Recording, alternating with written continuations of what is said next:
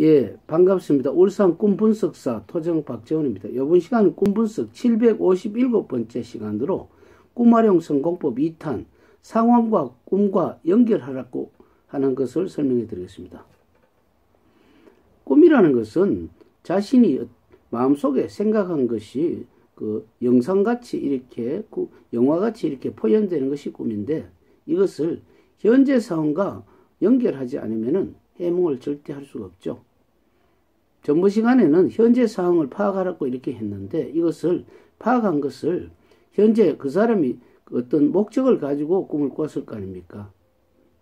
주로 보면 꿈을 꾸는 데 있어서 어떤 사람들은 자신이 어떤 고민이 있는 결과 꿈을 꾸는 경우도 있고, 안 그러면 어떤 사람이 계획을 세웠는데 꿈을 꾸는 경우도 있고, 어떤 경우에서는 마음속에 항상 염두에 둔 것이 자기도 모르게 꿈을 꾸는 경우가 있습니다.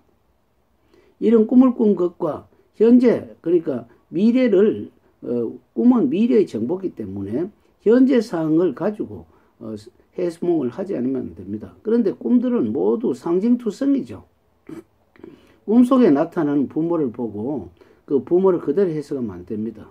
그러기 위해서는 꿈과 현실과 어떤 꿈과 연결하지 않으면 안 되기 때문에 이것은 아주 기교가 필요하지 않으면 안 됩니다. 그래서 우리들은 가끔 꿈을 보고 그 어떤 할아버지가 만약에 꿈속에 나왔다면 할아버지가 뭐 무덤이 어떻게 됐냐 이렇게 무조건 막연하게 해석을 하는 경우가 굉장히 많습니다.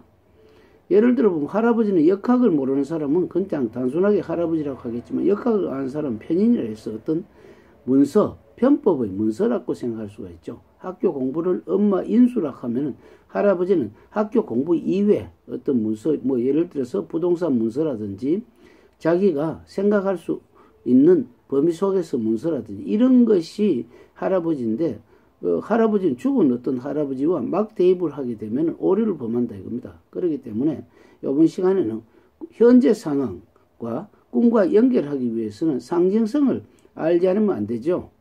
그 상징성을 알기 위해서는 뭐냐면은 역학을 배우지 않으면 안 됩니다.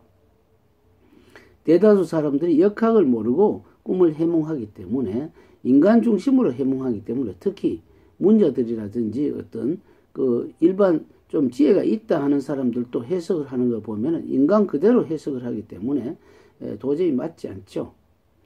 우리가 예를 들어서 장미꽃이 피었다 이래 보면 장미 그 자체를 가지고 보기 때문에, 그러나 물이 없으면 장미가 죽죠. 물과 장미의 연관관계를 모르기 때문에 장미 하나를 본다는 것은 봄이 왔다, 5월달에 장미가 핀다, 그러면 장미 이외에 다른 것도 피고 있다, 뭐 여러 가지 이걸 연결적인 작용을 하지 않고 막연하게 장미만 보면은 아름답다고만 볼 수가 있지 않습니까? 그런데 비가 오지 않고 가물고 말라 비틀어진 장미를 보고 아름답다고 볼 수가 없죠. 그렇기 때문에 우리는 꿈은 현실과 어떤 꿈 속에 있는 현실과 직접 현실과를 비교해서 풀이하지 않으면 안 됩니다.